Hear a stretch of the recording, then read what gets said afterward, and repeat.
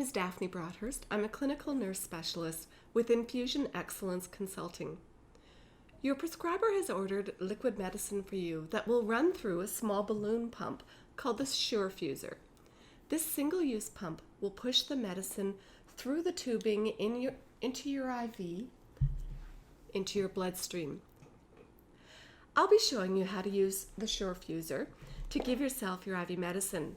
You might feel a bit scared to do this on your own. It's actually easy to learn and to use. Many patients do this on their own, in the safety and comfort of their own home, their workplace, or even perhaps their cottage on vacation. You can do this. And don't forget, you're not alone. Your home care nurse is just a phone call away if you need help. In this video series, we're going to show you how you can safely give your IV medicine through the Surefuser. After I've shown you how to do each step, we'll review some of the key points. This will help you remember the key points to keep it safe. This video will provide general information. Make sure, though, that you know and follow the information your healthcare provider gives you. In this first video, you'll learn what the Surefuser is and what steps to take to keep everything clean. It's important to not let any germs get into your IV. I'm here with Scott, who is a school teacher, and I've shown him how he would give himself antibiotics at home with the Surefuser, and now he's going to show you. Of course, if your healthcare provider showed you something a little bit differently, be sure to follow those instructions. This is a Surefuser pump. It's a self-powered pump that uses the force of the balloon deflating to push your medicine out through the tubing and into your intravenous, to your bloodstream. It has only one dose of medicine in it. That means that you'll have to use a new bottle at each time set by your healthcare team. Now let's look at the different parts of the Surefuser. This is the balloon pump. It holds your medicine. As the balloon deflates at the set rate, it pushes the medicine out of the balloon into the tubing, which would be attached to your intravenous, and then the medicine goes into your bloodstream. This clear housing protects the balloon and your medicine to prevent any leaks or spills. At the end of the housing, there's a little pressure valve, and it allows the balloon to expand and deflate. It needs to stay dry to work properly. On the outside of the clear housing are lines. The lines are a gauge along here to show you how much of the medicine has gone in. The cap at the top here, the blue cap, covers where the pharmacy puts the medicine in the balloon, and you won't touch that. This line or tubing carries the medicine from the balloon to your intravenous or your PICC or your subcutaneous device, whatever type of catheter you have in place to carry your medicine into your bloodstream or tissue. There's a clamp on the tubing. This works like a brake. If you pinch it shut, medicine will stop flowing. If you flip it open, thank you, Scott, the medicine will flow at the speed set by the pump. This plastic rectangle is a filter. It removes air bubbles from the tubing and keeps particles from passing through the tubing and into your line. This large plastic piece is called the flow regulator. It sets the speed of the flow of your medicine. It may be one that runs over an hour, a day, or the times can vary. Your pharmacy will choose the pump that is the right size and the right speed for your medicine. This flow regulator needs to be on your warm skin, and we'll show you taping it to your arm. It has to be against your skin so that the medicine will flow at the right speed.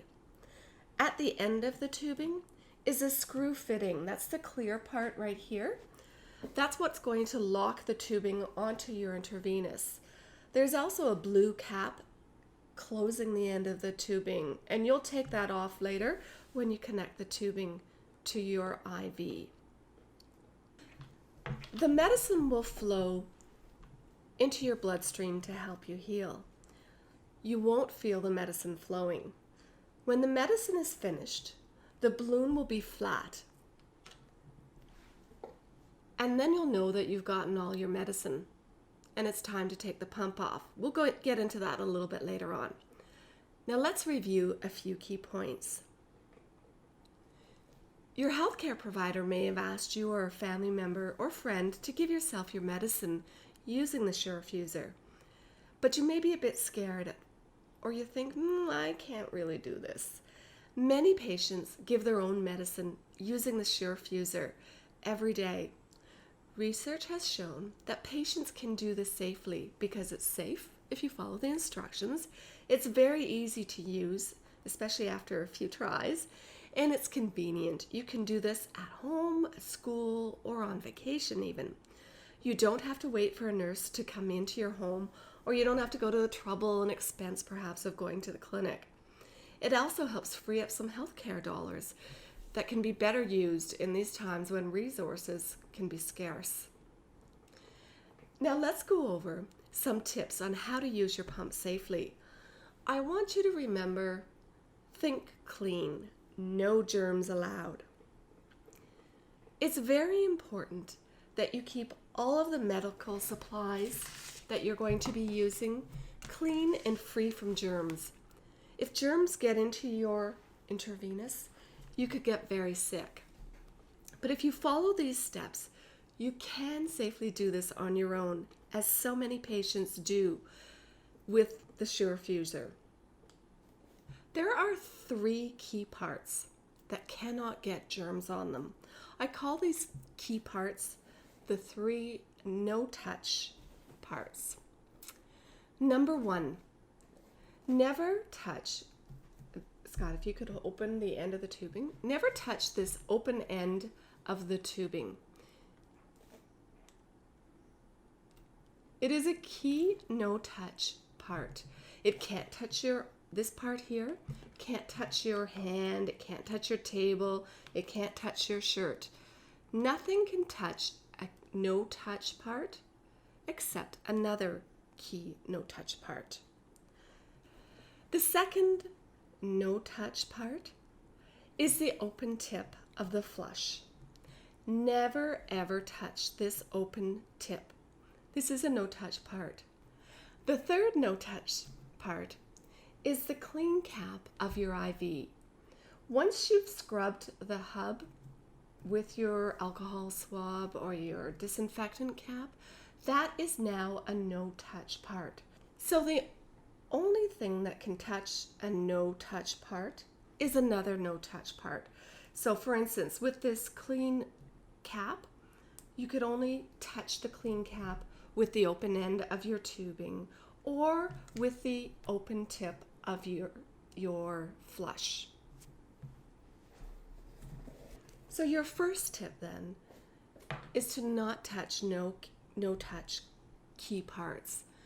Now let's look at a few other things that you need to do to stay safe.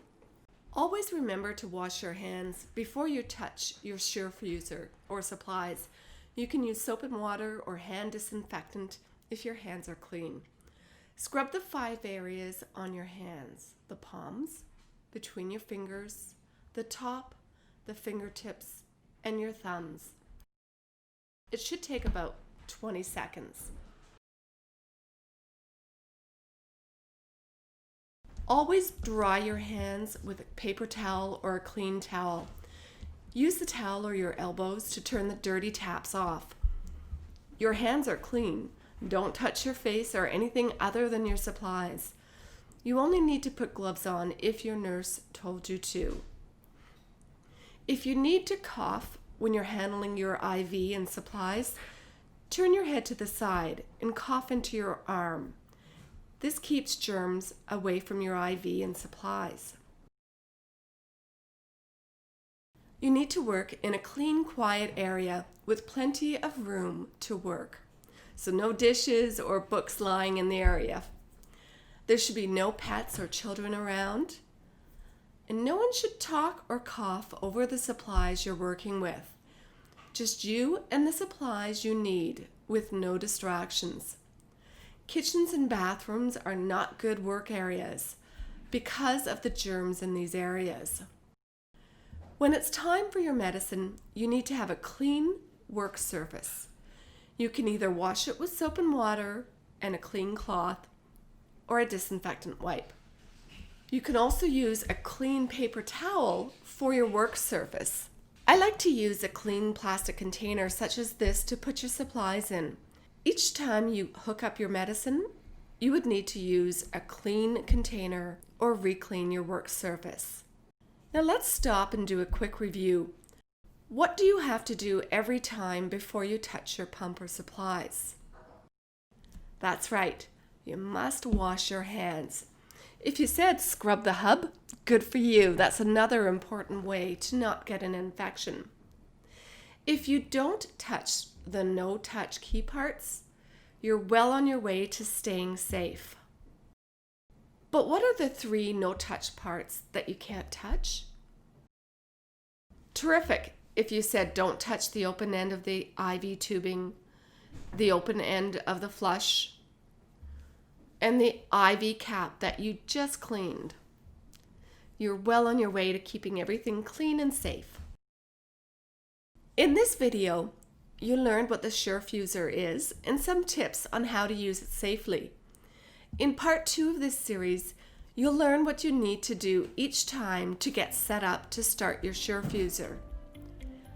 I'd like to thank CardioMed for their educational grant to support the development of this video. Thank you.